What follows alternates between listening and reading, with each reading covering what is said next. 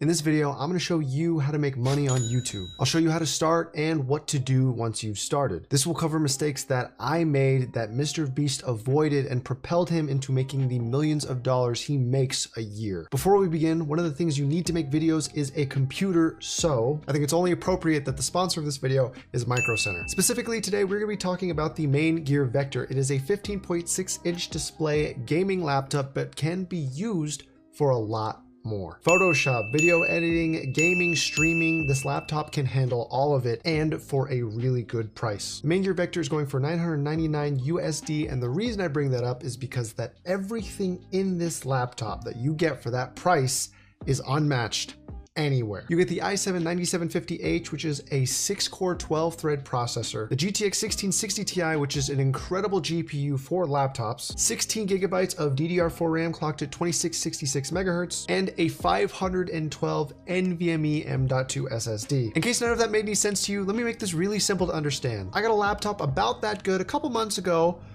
for $2,000 from another vendor. Buy it from Micro Center instead. Please check out the link in the description to see how you can get your own. Thank you so much, Micro Center, for sponsoring the video. Now let's get back to the rest of it. Concerning that laptop, that is actually one of the few laptops I recommend. The pricing that you get for everything in there is absurd. Anyways, so beginning, what kind of videos should I make? You can make whatever you want, as long as it incorporates one of these themes: money, reactions, challenges, popular YouTubers, pranks, or drama. What I mean by this is every video can work on YouTube. You can be the guy to talk about toilet seats and go viral on YouTube. People make all kinds of weird stuff, but the successful videos almost always incorporate one of those themes. Take a look at Mr. Beast. Almost all of his videos incorporate the money and challenge aspect. A great example to look at would be his video, Last YouTuber to Leave the Circle Wins $100,000. It incorporates money, reaction, popular YouTubers, and challenge. It makes sense that this is one of his most viewed videos. Well, you might be thinking, Chris, I don't have access to 100 grand or popular YouTubers. While that might be true, that's not necessarily important. The money theme doesn't always have to be a high dollar amount. It can be used the opposite way. Go ahead and look up how to survive off $20 a week and see how many videos have over 1 million views. And for popular YouTubers, go ahead and look up Mr. Beast and see how many videos that don't even have him in it actually have viewership. To be a successful creator, you don't have to have resources, but you do have to be resourceful. I don't have money for equipment. How do I start? One of the biggest misconceptions is that you need gear and equipment to make videos. While you should end up getting that stuff, in the beginning stages, you don't need it. Not having money should never be an excuse for why you don't make content. I said being a successful creator means you are resourceful, and I meant that. If you have a smartphone, use that. If you don't, save up $100 and go to a pawn shop and get a cheap camera with an SD card and a battery. If you can't save up $100, you have more pressing issues than worrying about making YouTube videos. In the early stages, your video's success will be determined by the concept. Here's another great example. One of Mr. Beast's early successful videos is him literally just counting to 100,000. That cost him nothing but time and probably a little bit of sanity. Now you might try the argument, hey, I do need a PC to edit videos and I don't have that cash right now. Well, in that case, this channel is literally dedicated to showing you how to build that for really cheap. But honestly, if you're just starting, there is free software for editing apps that you can download onto your smartphone. I've been posting videos. None of them take off. I've been there. I've been interested in YouTube since 2008. I've been uploading videos that did not do well for over a decade. The thing I've learned in all that time that I wish I could go back and tell myself is this: it's not about you. When you make content and you want it to do well, it is never about you. Even if you're a personality on YouTube like Jake or Logan Paul or KSI, their videos and what they do is not about them. What people know those YouTubers to be publicly is what it's about. It's about the content that they provide. If they stop providing content, consumers will stop providing the views. Does that make sense? If it doesn't, leave a comment so I can describe it a little bit better. I used to upload videos of myself lip syncing and playing video games, and none of them ever took off. It wasn't until I uploaded a video of myself building a gaming PC for cheap that I actually got some traction. That's because the content was something that people were actually interested in. Gaming PCs are a hot topic, a lot of people want them, and people are always interested in saving money. So naturally, it did better than anything I had ever uploaded before. Okay, I've done all of this and I still can't grow. So I said earlier that you can be the toilet seat guy and still go viral. While that may be true, There are definitely some benefits and downfalls to being super niche. When you make content within a very specific field, that means a lot of people are not going to be looking for you. One sad fact about content creation is the bigger the audience you try to appeal to, the bigger the chances that someone is going to stumble across your video. The catch is there are a lot of other creators in that space already that are doing better than you, that are more established than you, that are gonna get those views first. So if you don't make better content than them or make content that kind of varies that doesn't already exist in that field, there really is no reason to watch you. That said, I still encourage you to make videos in a saturated place. Why? Autoplay. You know how when a video ends, YouTube automatically queues up another video to play if you don't tell it to stop? This is YouTube's way of trying to find another video that you are most likely to watch. Autoplay can get your video to be seen after a viewer watches a video that they came to see first. And if there are already a lot of eyes looking at challenge-oriented Mr. Beast type videos, maybe you should not be the toilet seat guy and come up with a challenge that Mr. Beast hasn't done yet. Middle. Okay, so let's assume you're gaining traction. What you're doing is working. You're seeing your sub count go up and you're getting consistent viewership on your videos. There are a few things now that you need to start paying attention to. Thumbnails and titles. Truthfully, this is something that you should have already been working on or aware of, but I couldn't fit it in earlier, so here we are now. Take a look at Mr. Beast's thumbnails. They're very clickable, right? They have a lot of effort put into them. That's because he understands that your thumbnail and title are a 2-second window to convince someone to give you a chance. If you can't even get someone through the door, good luck getting them to buy anything that you're selling. Now, what makes a thumbnail good?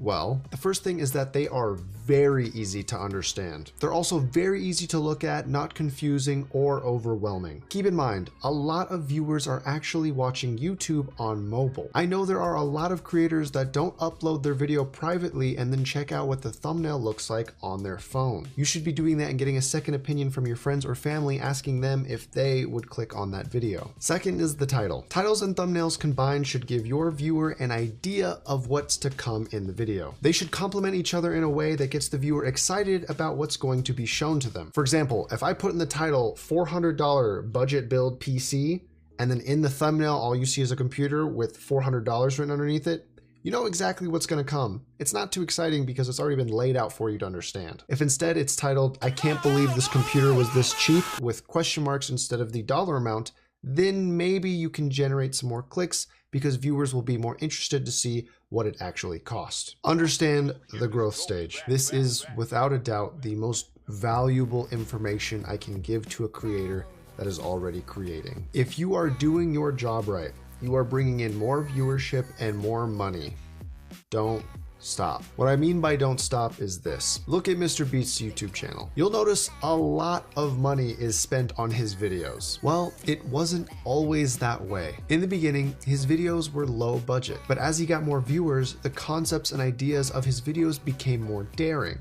Why? When I made a few $1,000s, I just spent a few $1,000s. When I made $10,000, I just spent 10. So it's like, as I made more money, I was just like, all right, well now I want to spend it on videos somehow. This might sound like a no-brainer, but it isn't. I fell into this trap and I wish I didn't. What Mr. Beast does is what most entrepreneurs are afraid to do. Whatever they make, they spend. I'll be honest, the first viral video I made after it was done trending earned me about $10,000. I took that money, I put it away, and I went back to making my regularly scheduled content. That was the biggest mistake I ever made. Since then, my channel has never grown at the same rate, and rightfully so. I didn't take that money and reinvest it into future videos. 10 grand? I just made that money. There's no way I'm gonna spend it. I've never even seen that much money in my entire life. My point is, if you want to make Mr. Beast money, you have to make Mr. Beast moves. As a result of him pressing forward, he scaled up big time and probably makes around $500,000 each month off of YouTube. What I'm saying is if you can't keep up with the momentum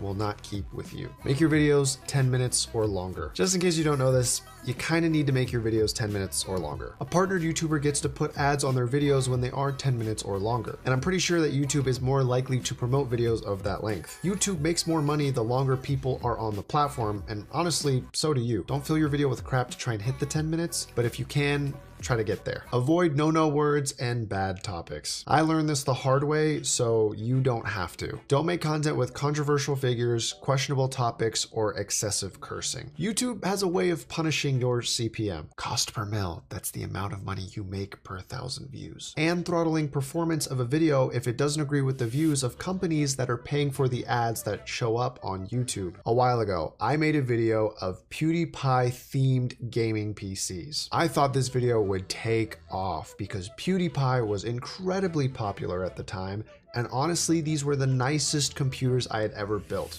They were gorgeous. On top of that, I was giving all of them away. This sounds like it would do pretty well, right? Well, the day I uploaded it, my CPM dropped by 40%, and the video didn't get a lot of views. I look back and realize that PewDiePie was a controversial figure. The media was constantly talking negatively about him, and despite him being a popular YouTuber, the video did not do well. Companies just didn't want their ads associated with PewDiePie at the time, and YouTube recognized that. I know controversy and drama can oftentimes be thought of good ways to go, but trust me, it has its drawbacks and can cause permanent damage to your channel. Surprise, there is no end game. On YouTube, it is a continuous process with no end. When you decide it's over, you just retire. At some point, your content creation journey will come to an end. But if that day never comes, just stay in the middle process. Keep it up, keep innovating, and keep trying to be better than you were yesterday. Find ways to stay relevant and stay strong. When you do finally get to have YouTube as the dream job you always imagined, it will take a mental toll on you. But just remember,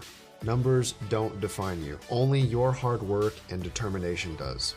Never forget that. If you guys like what you saw here in this video, let me know in the comments. There is a lot more that people don't know about when it comes to turning YouTube into a business. I'd be more than happy to share. It is dangerous information, I suppose, but truthfully, I don't think there are a lot of people out there who are willing to work hard enough to make this work. This job is fun, but it's also really hard. If you want to talk more about this or other topics, feel free to follow my Twitch streams. Thanks again to Micro Center for sponsoring this video. If you do want to save some money and get an amazing laptop to start creating content, stream, or game, please check out the link in the description. I'm serious when I say that is an amazing deal. Anyways, I hope you guys found this video creative, entertaining, or informative in any way, shape, or form. And as always, have a great day.